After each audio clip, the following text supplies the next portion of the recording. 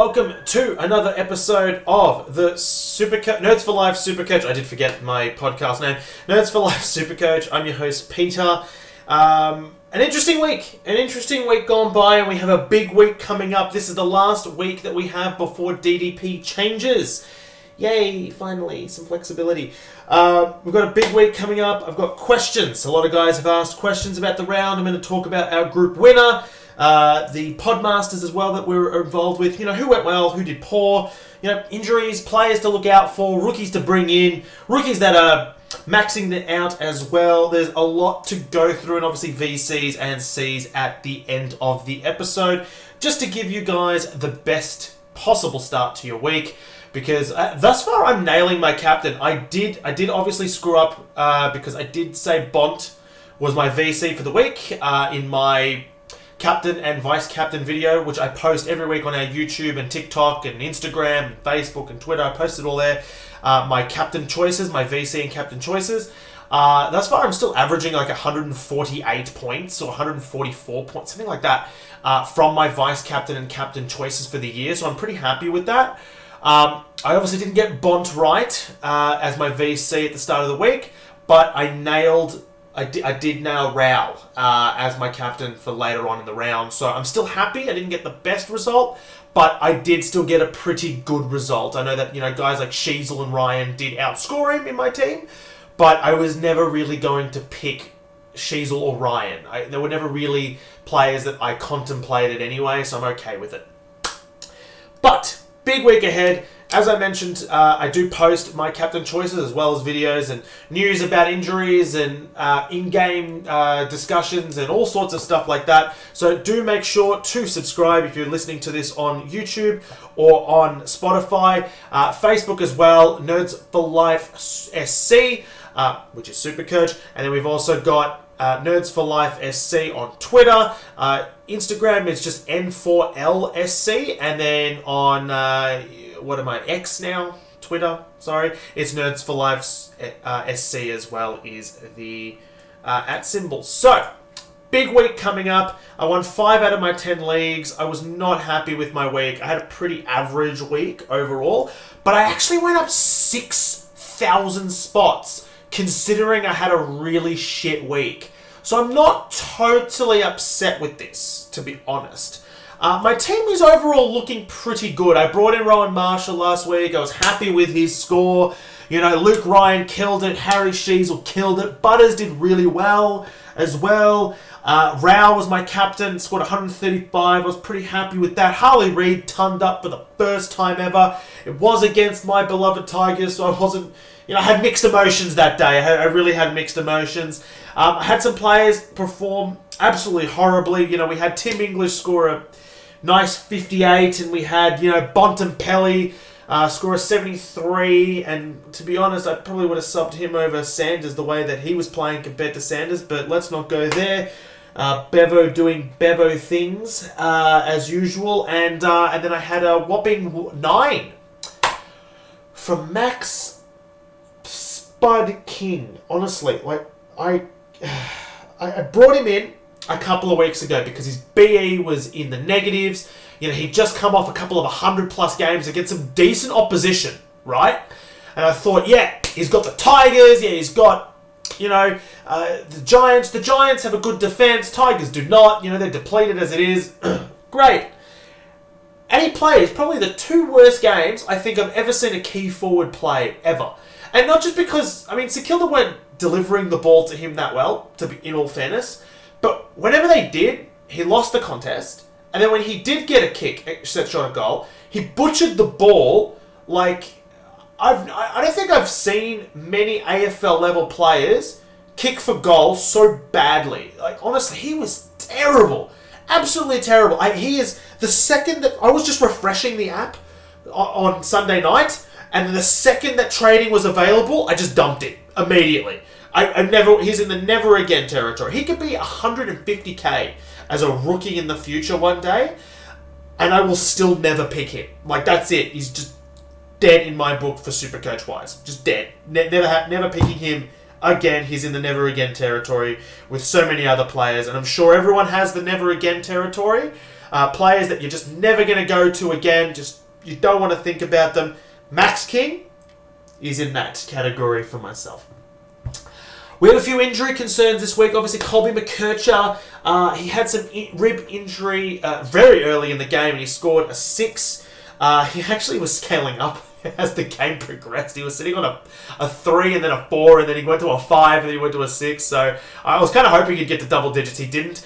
But North Melbourne, I'm bringing this up on, I mean, if you're listening to this on Spotify, you can't see it. But Clarko came out and actually said, this is from North Melbourne's official Twitter profile, that, you know, he's young and we didn't want to take a risk, so we substituted him out.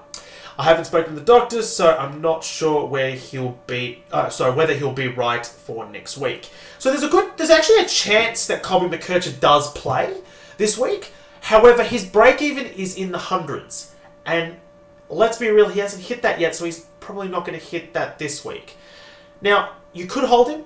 He's going to get DDP. You know, he'll probably drop 20k over the next couple of weeks. Then his break even will bottom out, and he could start making money again. So you could hold him all the way up until his bye and still probably squeeze out another 50, 60, 70k out of him if you're lucky.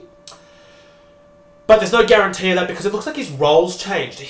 Last week, he started in the centre. He was starting to get CBAs, though he didn't play much of the game. And the week before, he actually was getting a lot of CBAs as well. He wasn't playing off that halfback. So for me, now that the role has changed, you know, he's got a skinny frame, you know, being a young kid. He's got talent, but with the role not being what it was in the first opening few games, along with the injury and the high break-even, I do think it's time to maybe move him on myself. Now, I'm turning McKercher into Caleb Serong, okay? So, for me, that is just lock and load. Just do it. I'd rather have Serong on my side in my midfield than Colin McKercher anyway. So for me, I'm turning him into Serong, and I'm pretty happy with that. I think Serong's going to go massive, and I'll go into that a little bit later on when I talk about my trade-ins.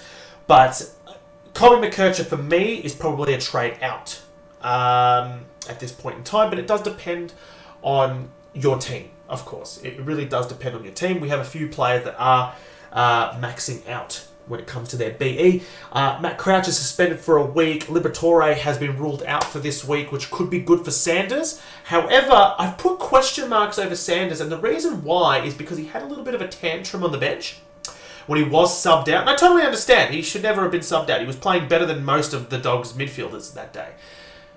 He's been subbed out. People aren't happy about it. And let's be real, Bevo is probably not going to be happy about it either. And I'm worried that there might be disciplinary actions. Dare I say I hope he's not dropped, but he could be starting sub again just to prove a point. So keep an eye out on Sanders' role. I'm hoping that he just plays in Libba's position and he, bangs home 100 this week off a rebound game, but he might not. So keep an eye out on how Sanders lines up. So I put a question mark over his name because I don't think he's a guaranteed starter. But don't trade him out because he's about to get forward status after this round. And I think that's going to be really important considering our forward lines are quite depleted. And I think there's another 100k potentially to make from Sanders. And I'd rather he make that 100k in my forward line than, potentially as my... What is he now? He's my M8 at the moment. So just something to keep an eye out on. We've got a few rookies on the bubble. Now, I did forget, our group winner, before we go into the rookies on the bubble, I just want to say congratulations to Tate. The Replacements was his team's name. He scored a whopping 2,137. He had Gorn as captain and Yo in defense. Huge game.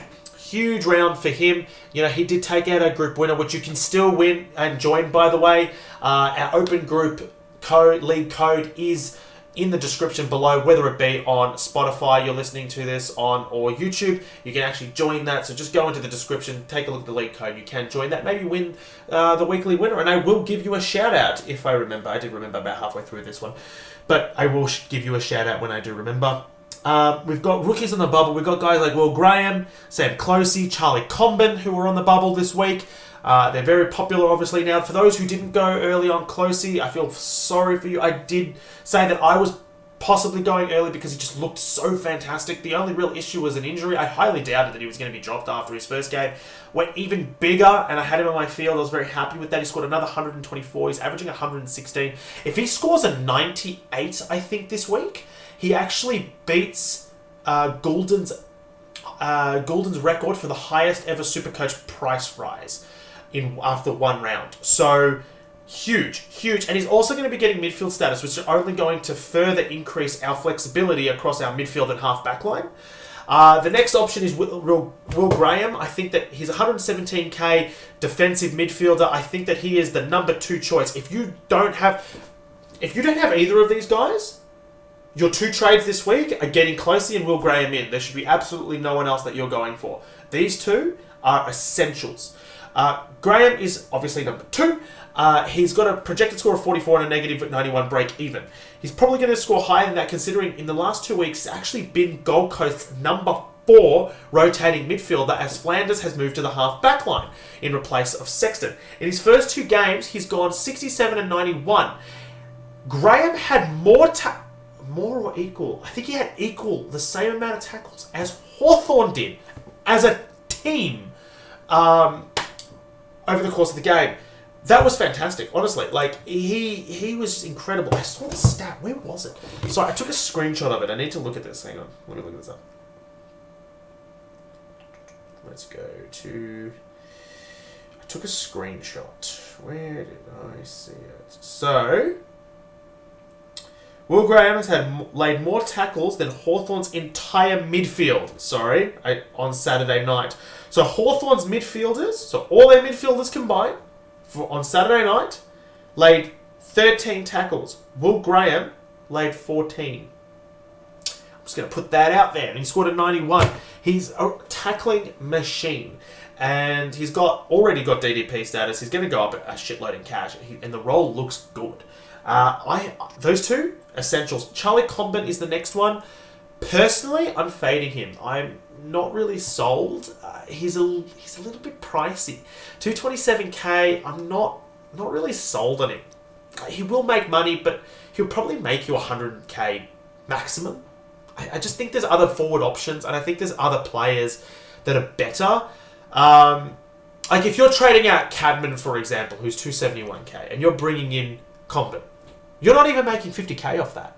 Like, I just don't see the point in bringing in Comben. I mean, if you've already got Clohesy and Graham, and you do want to make a trade, yeah, I suppose you could do it. I wouldn't be trading up from him, so there's a lot of guys trading out Clark, which I understand, but trading Clark out for Comben, you're just putting more money into... I don't... He's just another North Melbourne forward, and for me, I'm just probably not... I'm going to fade him. I just don't see the massive upside. He's probably going to be a guy that makes you 50, 80, or 100k maximum. The upside's okay, and he'll probably average around the 70s. Like, he had that massive first score, great, but his second score was a lot worse than his first score. Look, he's not a bad pick, but I just think there's better options out there, because at the moment, if you don't have Isaac Heaney, he is a must. I'll go into trade options later on, but Isaac Heaney is a must if you don't have him. Flanders, they're fantastic options. You're not going to be dropping Fife. I'm really glad I held Fife, and I hope for your sake you held Fife. I really strongly suggested that you all do. Harley Reid's starting to really come nicely. We got Sean Darcy, who's actually getting ruck time and playing well. I get it that my F6 at the moment's not strong, but we're about to get DDP, and Sanders is going to get forward status as well. For guys that have Luke Jackson in their side too, are you really going to be fielding Comben ahead of the people that I just named? Because if you're not, and you're just going to have Comben on your bench to make you money, are you going to be spending 230k on a guy that's going to be your F7? I suppose it depends where your side's at. If he's on your field, I can justify it. If he's on your bench, I wouldn't bother. I'm probably just going to, I'm just going to fade him. I don't see the huge upside in him. personally. We got rookies to watch as well coming forward, who I think are actually better options. Bjorgen Nyon is played one game for North Melbourne since he's crossed over from Richmond. He played one game for the Tigers a couple of years back. He's athletic, he's good, he scored an 89 in his game against the Cats. This week he's got the Hawks, who he played, the last time he played was in 2022, and he scored 39 points. I was at the game that day as well. I watched him make his debut for the Tigers. He looked alright that day. I was surprised they dropped him. But anyway, he actually scored pretty well. He scored pretty well. He's 100k cheaper than Comben, and he scored well. And his break-even's now negative 41. You know, he has another good game, and it should still be in the negatives next week. I could see Nyon making the same amount of cash as Comben, but I just see him doing it later. And we're about to get these DDP changes. For me, I'd rather wait another week for Nyon than get Comben this week. I just don't see him as a must-have. I just see Nyon as a better option than Comben, personally, myself. And I'd rather wait a week and get Nyon, most likely, because someone like Cadman is about to price out. He's a rookie that's about to price out. He's got 1 week left. He'll probably make 10, 12k this week, and then he's done. So you're going to be Cadman owners are probably going to be trading him out. Berry's getting close to pricing out as well. Clark has priced out. You know, his break even is now. Jai Clark is now 74, which is not hit once. His best score is at 68 against the Hawks. He's got the Lions and then Carlton and Melbourne and Port Adelaide coming up. So he's probably actually going to lose money. But he hasn't made enough. He's only made 60k, so he hasn't made enough money for me to warrant the trade. So I'm just going to have to hold him on my bench for a while. He'll lose some cash. His break even will plummet a little bit, but he'll hopefully still get game, and then maybe he'll make more cash as the season progresses. You know, you could probably lose 10, 20k this week and then trade him out next week, Clark. Maybe for a Nyon, that could work. You know, bank the cash and then have more money earned from Nyon. Personally, I'd be keeping an eye. He's my number one target to keep an eye on for next week. Another guy is Kane McAuliffe. Now, the Tigers do have a bye this week, otherwise he'd be on his bubble this week. McAuliffe, let's see, he's 117k midfielder, and as I said, he's on a bye this week. His break-even's -7, and that is because his first game he scored only 16 points because he was really subbed in very late in the game. Now, he scored a 58 against West Coast, which I know doesn't scream pick me, but you know, you take out that round 4 game against the Saints is going to roll out of his rolling average pretty quickly, so he's going to be in the negative break-even mark for a longer period of time once that rolls out of his 3-round rolling average. And the Tigers are depleted in their midfield department, so he should actually have a pretty good roll over the next couple of weeks. The only thing is, for me personally, is that Hopper is listed as at the time of recording this. Hopper is listed as 2 to 4 weeks. Okay. Hopper could be back, potentially, and that was as of last week's injury list. So he could be back for the Melbourne game. If he's back for the Melbourne game, that could push McAuliffe into the substitute role, and that will kill his scoring, and he's not really a pick. So I wouldn't be going early on McAuliffe. I would be looking at the Tigers' midfield moving into their Melbourne game in round 7 before picking McAuliffe. There's too much of a risk. We've also got Prestia coming back in 3 weeks as well. So I would be holding off on McAuliffe, but definitely someone to keep an eye out for next week. The other one I want to talk about is Blake Drury. We might have been 12 months too early there. I know Drury is a name that has, we're getting PTSD flashbacks after last week's. Lots of super coaches will be getting that when they hear his name. But he's got a -30 break even. He played one game and scored a 78 against the Cats. Looked good. I did watch that game and he actually looked all right. He's got Hawthorn coming up. I'd be keeping an eye out on him. I'm not saying pick him. Don't go early. Please do not go early. He's 123k forward. Don't go early. Nyon's probably the better choice, in all fairness. But hypothetically, if Nyon gets injured and Drury plays a second game and he looks all right again, and now he's going to go on to his 3rd game, I don't hate the pick, the trade down. I really don't. So just someone to keep an eye on. Another one is Hugo Garcia, another guy that I wouldn't go early on, but he's already got DDP. He's a 117k midfielder. He scored a 43 on the weekend after starting as the sub, and his time on ground, so the amount of points that he scored based on his time on ground was insane. He only played, I think, 47%, and he scored a 43.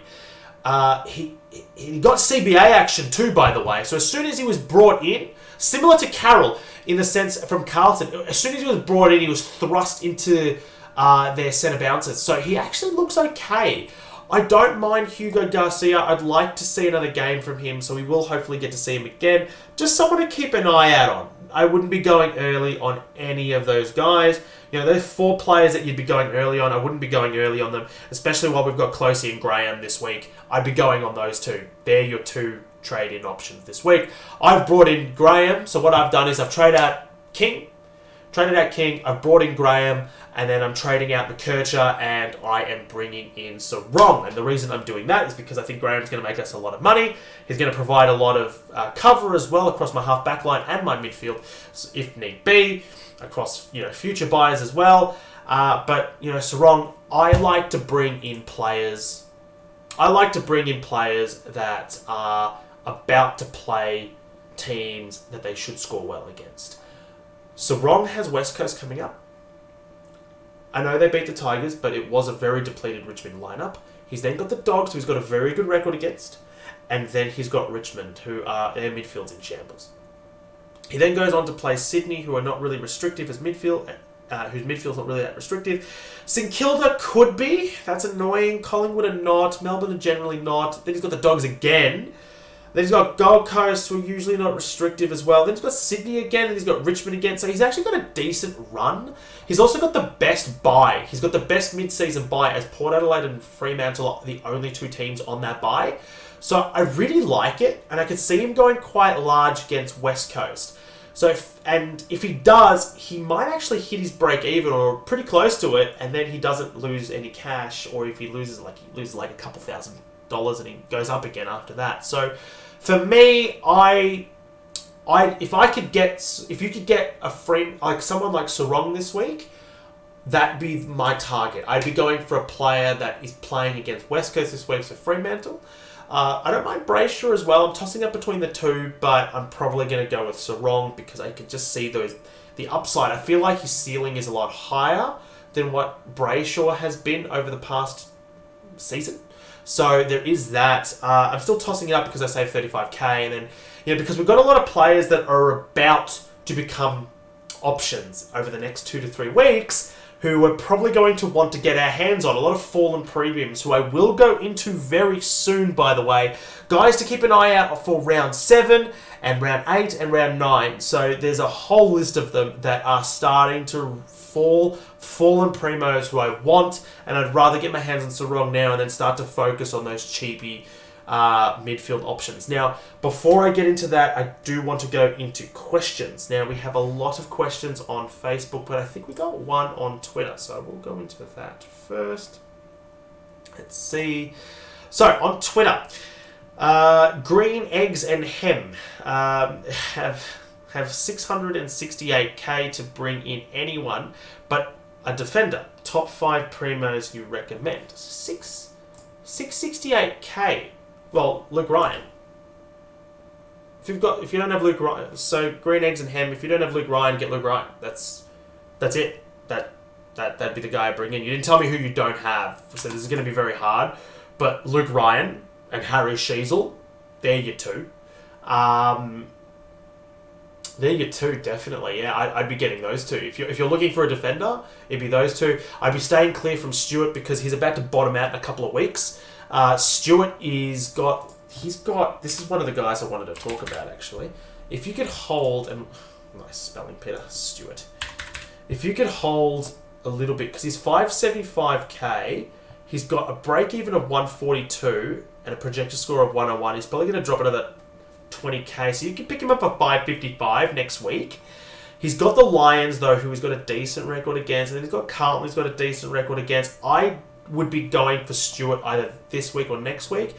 If you don't have Luke Ryan, get Luke Ryan. If you don't have Harry Sheezel, get Harry Sheezel. But if you've got both, I don't mind going a week early on Tom Stewart, personally. 575k, I mean, like, yeah, alright, what, if he drops another 15, 20k, big deal. Like, you've just gotten a top 6 defender, easily a top 6 defender for only $575,000. Yeah, no, that's worth it. So that's who I'd be going for. Now let's move on to Facebook. Now, Facebook, let's see. Let's take a look at... Okay, so we've got a few people who have asked questions. Let's take a look. All comments. So we've got Shane, Christopher, best current rookies we should be targeting. I did go into that earlier in the episode. Will Graham, Sam Clohesy, and Charlie Comben, although I don't like the Charlie Comben pick myself. But if your team's fantastic and you've already got Graham and Clohesy, yeah, I suppose, and you want to take a punt on Comben, but only if he's on your field. If you're trading out someone like Luke Jackson, I don't mind the Comben pick in that particular instance, but I don't want to go into this. When is Bevo getting the sack? I don't know, mate. I really hope it's soon, because I can see a massive exodus of Dogs players if he doesn't, to be honest. I really can. Guys like, at this present time, I can't see players like Bailey Smith. I can't see Jack McRae at the club. Callum Daniel. I could see Bailey Dale even. Like, I could see a lot of guys, all Australian level players, potentially leaving. Thoughts on Dunkley? Interesting. Dunkley's really flown under the radar. And so has his teammate in Lockie Neal. So... Carl Lurch, thoughts on Dunkley. Let's take a look. So Dunkley he's got a break-even of 100. He's got a projection of 111. Okay. He's so far averaging 110, which is pretty damn good. He's got a good record against Geelong, scoring 115 and 130 in his last 2 outings against the Cats. Doesn't have an amazing record against the Giants, though, who he plays after that, but has a huge record against Gold Coast, who he plays after that. He's got 101, 113, 96, 122, and 122. I really like it. He's probably bottomed out. For 604k, you're not getting too much better, to be honest. He's a bit of a POD at the moment. He's not in a lot of teams. Sorry, I've got a little bit of a sniffle. He's not in a lot of teams. 5-round average of 113. I'd be going for him, honestly. His buy is now passed. I like him. If you like him, I like him. You know, I really do. I'm pretty sure Rosie, though, is the same price. And I do see upside in Rosie because of his buy is... Oops. His buy is better. He is 5k more expensive though, Rosie. But his break-even's 69. And he's got a projection of 109. He's got Collingwood, St Kilda and Adelaide, who are kind of tough opponents. He's going a bit better than Dunkley. Not a great deal better. I do like a Rosie. But you know what? If you don't have a Lions player, check your buys. Alright? I want you, where are you? I've lost you. Where are you? Carl, sorry. I want you to go into your buys and I want you to see how many players that you have missing when Brisbane have a buy. And if it's a shit ton, right, and you've got, then don't pick him. Maybe go for someone like Rosie, who has the best... So Fremantle and Port Adelaide have the 2 best mid-season buys. Maybe look for Dunkley after his buy. Go check out your buy structure. That'd be my personal... I do like Dunkley, and if you don't have many players on his bye week, yeah, go for it. But for me, I'd be looking into that. Connor Rosie's there. Also, Touk Miller and Noah Anderson are in the 580k mark at the moment. They're a bit cheaper. So if you don't have a if you don't have a Gold Coast player, maybe go for someone like that, who I don't mind myself. Then you've got NJ Convey. Out of these 3 mid-rookies, who do you recommend going first, next, and last? Clark, Hustwaite, McKercher. I assume you mean trading out. Hustwaite. What is he looking like? He's already lost his money, God. And he's break-even 64. Ugh. Hustwaite, please. Yeah, nah. Get rid of him. Yeah, I'd be getting rid of Hustwaite. He'd be number 1 on my way out. Then you've got probably McKercher next, just because what you could do with that cash is pretty good. And then Clark, I don't think he's made enough money to warrant the trade. It's kind of a waste of a trade. You know that he's a roundabouts, their best 22. He should be playing. He might even cover you for a buy in the mid-season buys. He could still make money when he does bottom out, because he'll lose money, but then his break-even will drop again, and then he might make a bit more money, and then you might trade him out in a month or month and a half, and you've banked 80k opposed to 50k. So that's how I would do it. I'd go Hustwaite, get rid of him immediately, McKercher, and then Clark. Thoughts on Jackson? With Darcy so close to being back, time to move on him. I didn't pick Jackson because of Darcy potentially coming back, and Darcy actually was out for longer than I was expecting. So for me, I'd be trading out. I'd be trading out Jackson, but only if you don't have Isaac Heaney. I think that he's still going to go big against West Coast, whether Darcy plays or not. He's got a pretty high break even though, so he will need to kick about 5 goals if he's not playing in the ruck in order to do anything, but he could do that against the Eagles. Look, but I don't know. You brought in Luke Jackson knowing you were probably going to trade him out this week. So if your plan was to always do that, then maybe stick with it, to be honest. If you can go up to an Isaac Heaney or a Flanders, I'd be doing that, personally. I think that they are the 2 best options in the forward line. So if you don't have them, I'd be going to one of them. And that's what I'd be doing with Jackson. If you do have them, and you don't have Jackson, and maybe think about what you could do with that cash. Maybe think about what you could do with that cash. There's a few forwards coming up on the bubble next week. So maybe holding Jackson for a week and then acting on one of those forward, like a Billy Nyon, Bioga Nyon, sorry. That'd be better. Dane Boots. Now, Dane is one of the... Let me take a look. Yeah, so he's one of the co-hosts of the Supercoach co-captains, by the way. One of my favourite podcasts to listen to. Now, Dane has said... He's asked me a couple of questions, actually. Give me a sec. No, it wasn't him. Nope, no, it wasn't him. It was, sorry. Has Zorko turned into a must-have after his move to halfback flank? And my answer to that is absolutely not.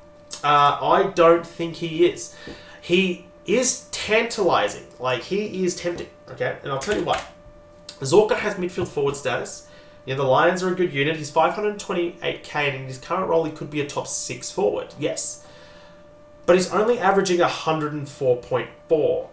And I just think that you could do more with the cash, personally, across, for only 50k more, you can get a Sam Walsh, for example.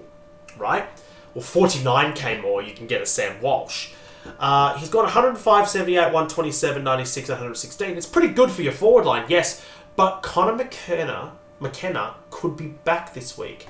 So I'd be holding off on Zorko, who's got a break even at 88. So even if he goes 117, which is projected to score, he only goes up about 13k, which still makes him about, what is that? $441,000? $541,000, sorry. It's not bad. Like, you could still wait a week and pick him up for another 13k extra. As a top 6 forward, you're actually doing okay. Maybe that's your Luke Jackson swing as well, by the way, guys. If, maybe you hold Jackson for another week, you see Zorko, how he does with Connor McKenna back. If he's still got that lucrative role and he goes over 100 again, maybe you just do a quick swap, Jackson and Zorko. Jackson should still probably get close to a ton anyway. Even if he's playing forward against the Eagles, he should do so. So I don't mind maybe holding off another week on that. Personally, I wouldn't be doing it this week. I'd be keeping. He's definitely someone I'm keeping an eye on. Don't get me wrong. He's definitely someone I'm keeping an eye on. But not this week for me. I want to see what Connor McKenna does. So Justin Cranston. Is there any PODs left? Nearly everyone has the same teams. Oh, there are plenty of PODs left, mate. Plenty, especially with DDP coming next week. We have a few fallen primos that are about to become very juicy. There are some great options. One that I'm still interested, one that I like is a Noah Anderson. Does not have a high ownership. Connor Rosie still doesn't have a high ownership. I mean, they've got high ownerships compared to other players, but I'd consider them a POD opposed to, the Serongs and Butters, for example, right? Then you've also got players like Laird's not going too bad. He's not going too bad. He is dropping money, though. Someone that I'm interested in is Parrish in a few weeks. That's someone that you could probably look into. But yes, there are PODs left. You just got to look at them. Dunkley's definitely one that is flying under the radar. You got Lockie Neal, who he's got a huge ceiling, and he does not have a high ownership. So yes, there are some PODs left. Tate Fuller. I wonder. Oh my God, is that the Tate? I wonder if this is the same Tate that won our. This might be the same Tate that won our group. I'm going to ask him. Did you win? I'm going to do this while I'm live podcasting. Hang on, did you win our group? Wait, no. Were you the group? Oh my God. Okay. I'll ask him. I just want to know. If it's the same Tate that won our weekly this week. Now, I probably can't afford an upgrade this week. Who is a fallen primo I might look for next week so I can plan a downgrade this week so I don't have to boost? Or are any must-haves that will be too expensive in 2 weeks' time? I'm actually going to go into this next, so just wait on that. I am going to go into this next. Andrew Ford, 556k for a mid. Who do you take? 556k, that's a really specific amount. 556k for a mid. 556k for a mid. Let's take a look. So, let's filter by... So, mid. Let's filter by price. 560. Average. Elliot Yo. Oh my God. I don't mind it. I don't mind it at all. By the way, Jason Horn-Francis is most likely not getting DDP in the forward line. He's got a 20% forward. He's only been on the forward line for 25%. It's 29% or something like that. So I don't think he's going to get it. Patrick Cripps, I don't mind. Dane Zorko, actually, going back to... Actually, Dane Zorko. Probably a Elliot Yo or a Dane Zorko, but, both are very injury prone, so I don't love it. Tim Kelly. There's not much. There's really not much. Do you know who I'd keep an eye out on? Clayton Oliver. But I'd wait for him to bounce back, and obviously not this week because he's on a bye. I don't like anyone at that price point, to be honest. No one. Personally, I think that you should trade down, bank the cash, and then maybe upgrade up to someone later. No, I don't like anyone. Zorko is probably the one that I like the most if you had to pick someone. But as a forward, I wouldn't be picking him as a midfielder. No, I don't like anyone. No one. That's actually my answer. I don't like anyone. Maybe an LDU, but he's really underperforming, and I wouldn't be picking him up. Nah. Ew, gross. No. Yeah, no one. That's the answer to my. That's the answer. Sorry, mate. No one. Yeah, nah. Just don't pick anyone. Just keep building some cash, and then maybe pick someone a little later on. They're the questions. All done and dusted for the week. I hope I helped.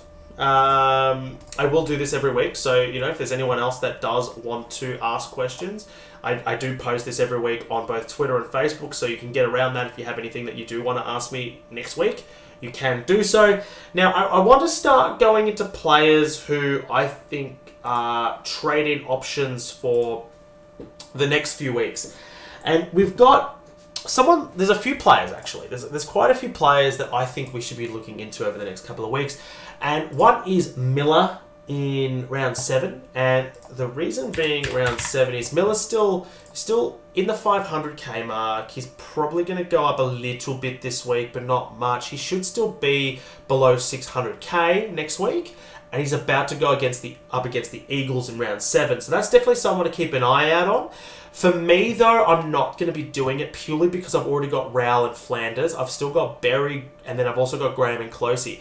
I'm not going to put another Gold Coast player in that mix. Also, check to see who Gold Coast have in their bye. One of the teams are also going to be on bye, because I saw that a few guys on Twitter have brought in players like Miller and Rowell and Flanders and Berry and Clohesy and Graham, and they're going to be in a lot of trouble come their mid-season bye. So, kind of team dependent, but Miller is definitely someone to keep an eye out on.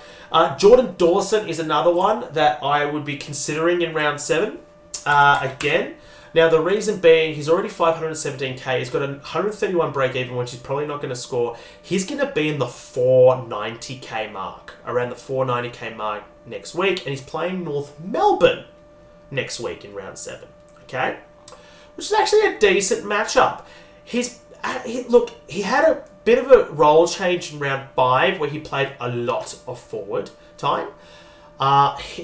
Between rounds 1, 2, 3, and 4, he was actually getting a lot of CBA action. He just was butchering the ball. He was getting a lot of the ball, but he was butchering it. Against Carlton, though, he did go forward. Keep an eye out on his role against the Bombers. If he's got majority of CBA still and he's still not scoring all that great because he's butchering the ball, I don't mind him. But if he tons up, if he scores 100 this week and he's got his midfield role back, right, I would be bringing him in against North Melbourne, especially as there's a chance that he could get a forward DDP switch if he plays majority forward line, and that would be very good.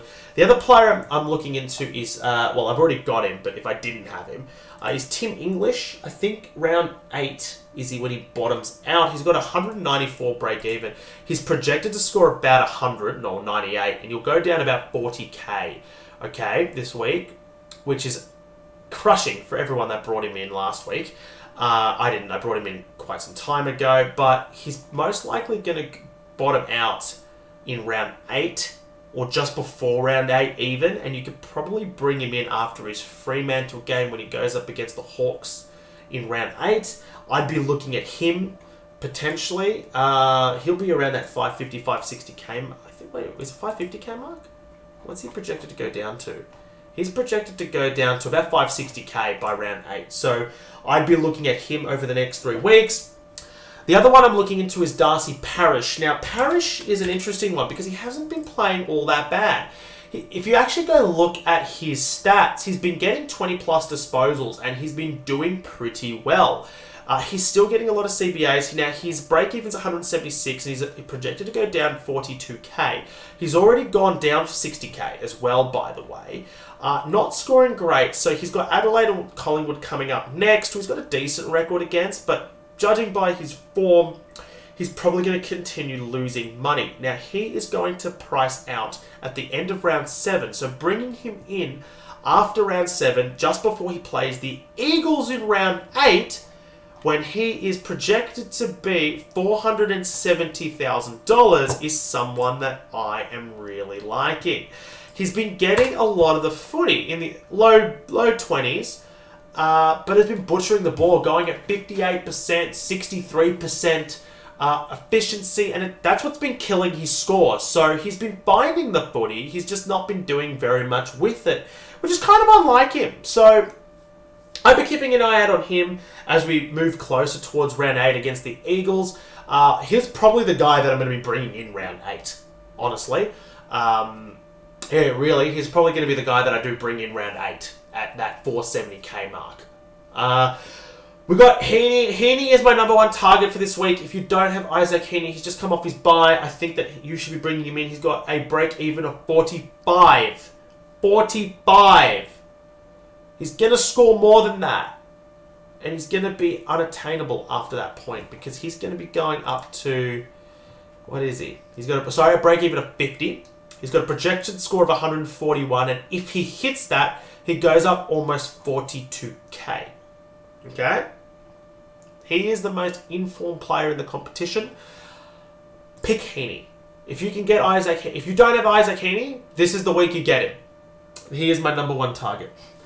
We also have a few other players that I do want to mention. Merritt. If you can afford Merritt, I can't afford Zach Merritt this week. It's shattering because I would have rather bring him in over Serong, but I can't afford him. If you can afford a Merritt and you've already got Heaney, he's my number 2 target. He absolutely loves playing against Essendon, against Adelaide, by the way. He's got a projected score of 141 and a 135 break even. He's got 136, 143, and 135 against Adelaide in his last 3 games. He also has a great record against the Pies, and then he's got a huge record against West Coast, 143 the last time he's played against them, and he's probably going to go bigger than that. Honestly, I wish that I can. And then after that, he's got GWS, North Melbourne, and Richmond. Holy shit! Not having Zach Merritt is going to hurt. It's going to hurt over the next couple of months. Honestly, his next 6 to 7 games look real juicy. But again, Parrish is going to be real cheap and he's going to be playing those same opponents. So honestly, I'm probably going to have to suck it up and miss out on Merritt because I can't afford to bring him in this week. I just can't. And then I'm just going to have to bring in Parrish later on, as I said, just before his West Coast game. But if you can bring in Zach Merritt, he's definitely the one that I would prefer over Parrish anyway. Walsh, look, a lot of people are bringing him in this week. I think how many coaches? 12,500 coaches have already made the jump to Walsh. But after his 166 on the weekend, but that was without Chera.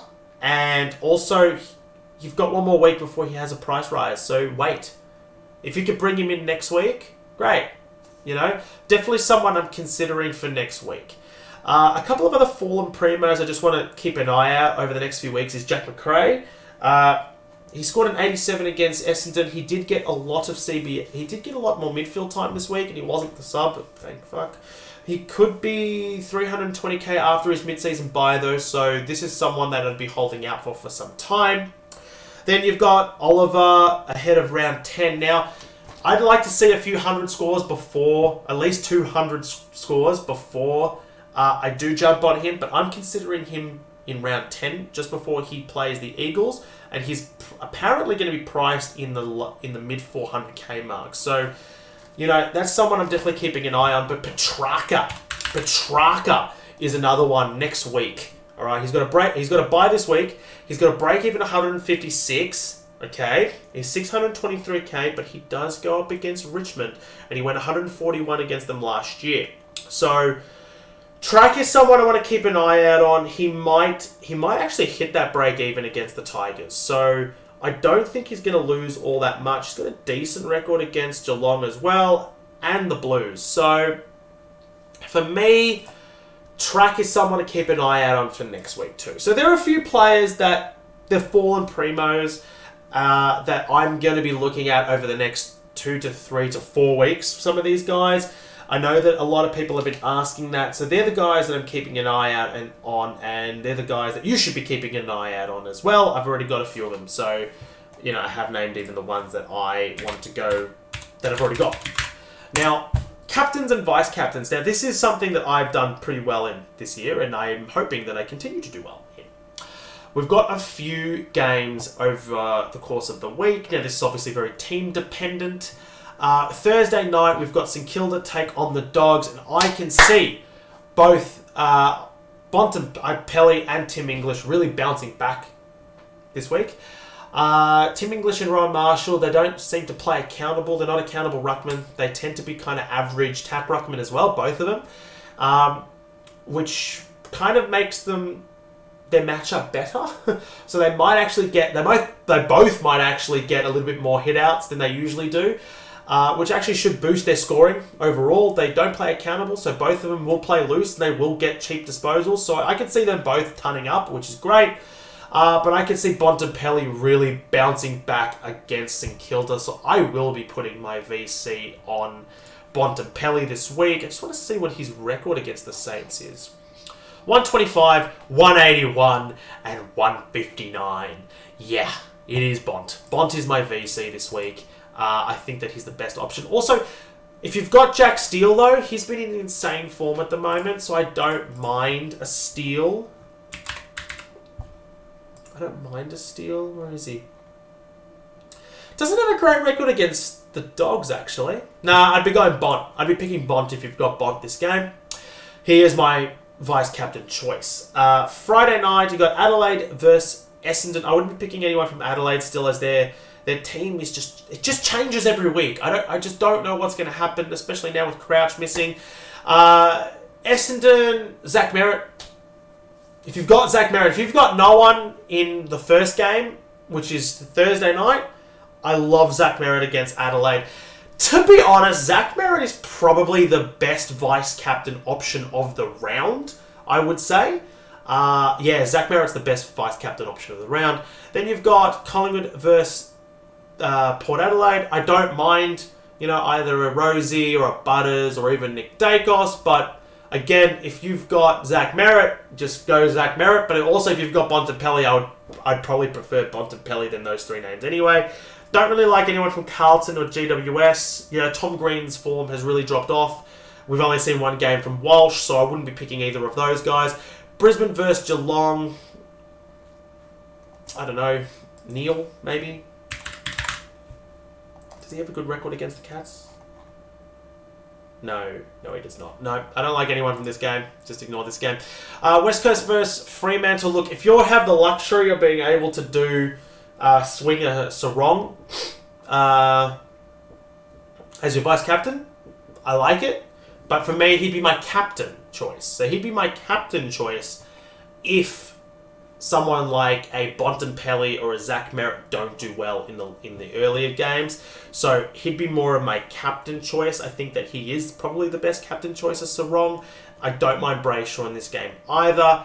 Also, if, let's say, Sean Darcy doesn't play, Luke Jackson against Bailey Williams is juicy. The Swans versus the Suns. Look, if you don't have a Fremantle player like a Serong to put as a captain, then maybe you do go a Heaney against the Suns, or even a Matt Rowell against the Suns, against the Swans. I like both of those guys. Heaney's actually got a good record against the Suns. It's an okay record. It's an okay record. But again, he's playing a midfield role predominantly now. Rowell against the Swans. He's got a good record against the Swans. Not a great one, but again, he's having a breakout season.